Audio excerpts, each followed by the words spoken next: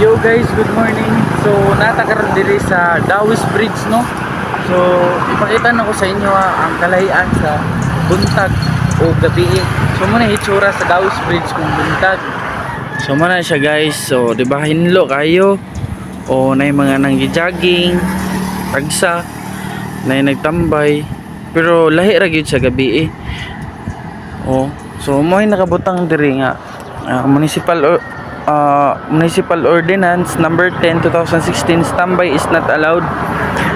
So muna ang mga penalties sa mga madakpan o masakpan nga nagtambay diri no.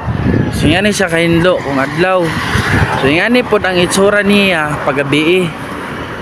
So mo din ang itsura sa Dawis Bridge kung gabi na guys no. So niagi ko diring dapita around 9 PM. So padung kumuduty din nagvideo sa Tagamay. So ubay-ubay po ang mga nagtambay no. Like, mga nagsakyanan, so nanggi motor, so mas daghan ang nanggi motor no. So pwede mo diri magtambay.